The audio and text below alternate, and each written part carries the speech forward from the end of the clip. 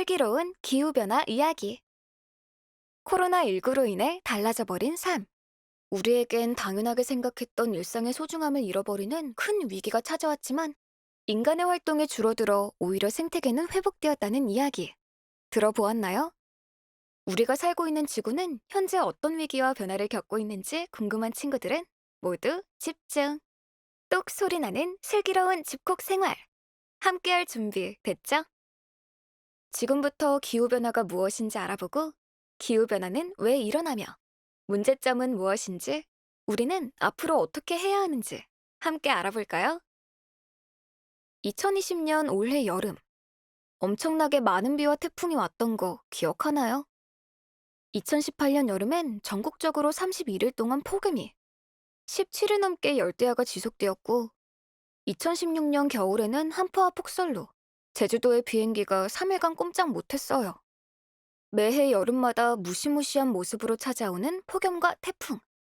겨울에 불어닥치는 매서운 폭설과 한파는 우리나라뿐만 아니라 전 세계적인 문제인데 이상기후 현상이 생기는 이유는 바로 기후변화 때문이에요. 기후가 정확히 무엇인지 궁금하죠? 먼저 날씨와 기후의 차이점에 대해 알아볼게요. 날씨는 매일매일 변하는 기온, 비, 눈, 바람 등의 상태를 말해요. 기후는 일정 지역에서 오랜 시간 규칙적으로 되풀이된 날씨의 평균 상태를 뜻해요. 그리고 기후변화란 오랜 시간에 걸쳐서 날씨의 평균 상태가 변하는 것을 의미해요. 좀 더 알기 쉽게 우리나라를 예로 들어 설명하자면 지난 106년 동안 우리나라의 평균 기온은 1.8도가 높아졌어요. 이것은 지구의 평균 기온 상승보다 1도가 높은 수치예요. 이로 인해 바다의 온도 또한 높아져 동해에는 찬물을 좋아하는 명태가 사라지고 동남아의 따뜻한 바다에 살던 물고기들이 나타났어요. 또 내륙의 농가에는 열대 과일이 자라게 되었는데 우리나라에 고온다습하고 갑작스러운 비가 자주 쏟아지는 기후변화가 발생했기 때문이에요. 이렇게 기후가 변하는 원인은 뭘까요? 자연적인 원인과 인간에 의한 원인, 두 가지로 나눠볼 수 있어요. 먼저 자연적인 원인에 대해 알아보면 우리가 사는 육지는 몇 개의 커다란 덩어리로 이루어져 있고 아주 느린 속도로 이동해요. 바다와 육지는 온도 변화 속도가 달라 육지 면적이 넓은 지역은 기온이 크게 변하고 바닷가 지역은 기온 변화가 작은데 만약 육지가 이동해 땅과 바다의 면적이 변하게 되면 기온 변화가 생기고 지구 전체의 기후 변화 원인이 될 수 있어요. 하지만 수만 년 동안 서서히 진행되기 때문에 우리는 느낄 수 없어요. 태양의 크기는 지구의 109배. 지구는 북극과 남극을 기준으로 태양을 향해 살짝 기울어져 있고 팽이처럼 제자리에서 회전하는데 이것을 자전이라고 해요. 지구는 팽이처럼 돌면서 태양의 주변에 타원형을 그리며 이동하는데 이것을 공전이라고 해요. 지구는 뱅글뱅글 돌며 태양 주변을 맴도는데 기울어져 있기 때문에 태양빛이 닿는 위치가 조금씩 변해요. 만약 북극이 태양 쪽으로 기울어지면 태양빛을 많이 받아 여름이 되고 북극이 태양 반대쪽으로 기울어지면 태양빛을 적게 받아 겨울이 돼요.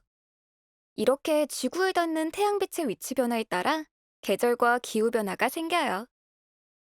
화산 폭발은 엄청난 양의 가스와 화산재를 대기 중에 분출하고 오랜 시간 대기권에 머물며 땅에 태양빛이 닿는 곳을 차단해 지구의 기온을 낮추고 기후를 변화시키는 역할을 해요.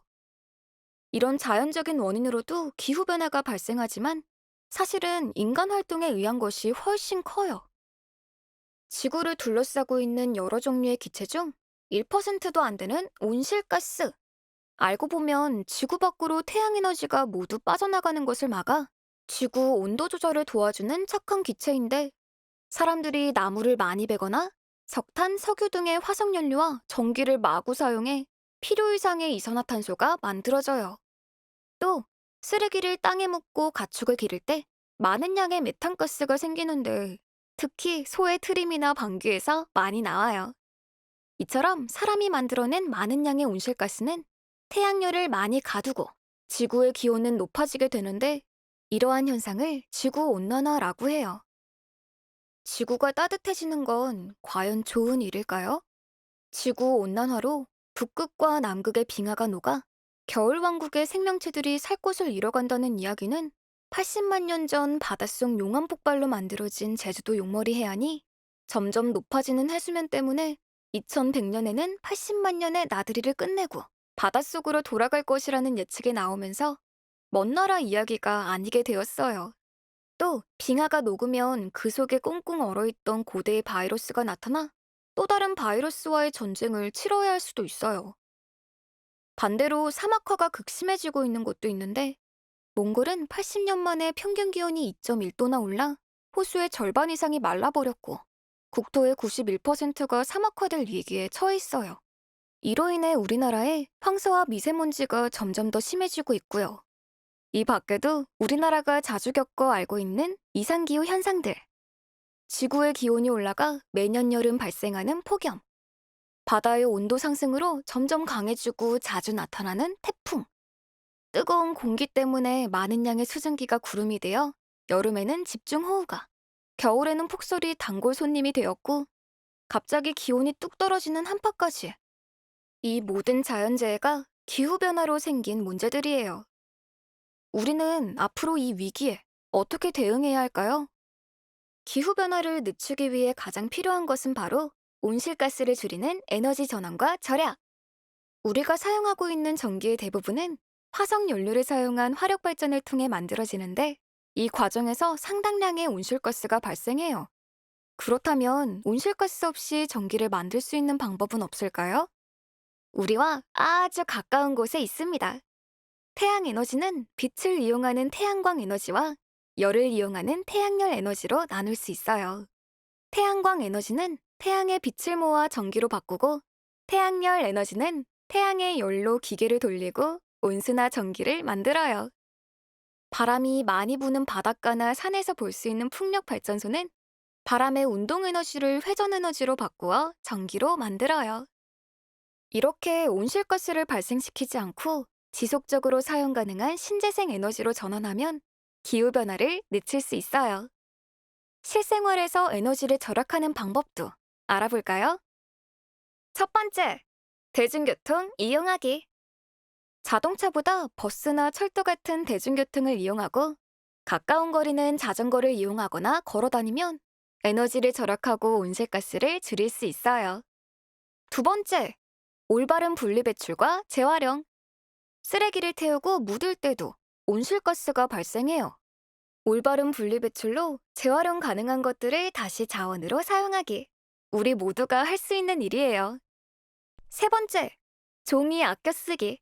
우리나라에서 한 해 동안 쓰는 종이컵을 만들려면 1,500만 그루의 나무가 필요하고 25만 3천 톤의 이산화탄소가 발생해요. 종이컵 대신 개인컵을 이면지와 재생종이 공책을 사용하면 나무를 심는 것 같은 효과를 낼 수 있어요. 네 번째, 안 쓰는 전기 플러그 뽑아두기. 그거 아세요? 지금 여러분 뒤에 전기를 빨아먹는 무시무시한 전기 흡혈기가 있다는 사실. 플러그를 꽂아두면 작동시키지 않아도 대기 전력으로 전기 에너지가 소모돼요. 사용하지 않는 제품의 플러그는 꼭 뽑아두고 에너지 소비 효율 등급이 높은 제품을 사용하는 것이 좋아요. 다섯 번째, 행복한 불 끄기의 날. 서울시에서는 매월 22일 저녁 8시에서 9시를 행복한 불 끄기의 날로 지정해 에너지 절약에 앞장서고 있어요. 한 달에 한 번 불을 끄고 별을 켜는 시간을 통해 에너지를 절약하고 가족들과 특별한 추억을 만들어 보아요. 지금까지 기후변화의 정의에 대해 배우고 원인과 문제점, 대응 방안까지 알아봤는데 얼마나 똑소리 나는 시간을 보냈는지 퀴즈를 통해 확인해 볼까요? 어느 게 날씨이고 기후일까요?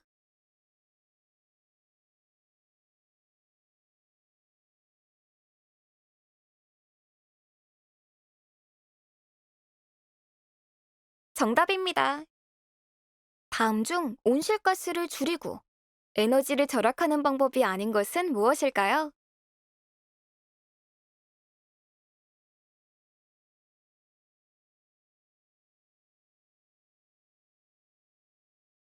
가축의 트림이나 방귀에서 많은 메탄가스가 발생한다는 사실 잊지 마세요. 어떤 에너지에 대한 설명인지 정답을 연결해 볼까요?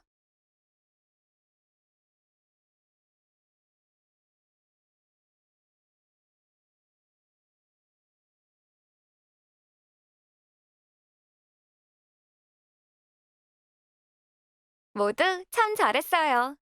지금까지 우리들의 미래에 가장 큰 위협이 되고 있는 기후변화에 대해 알아보았어요.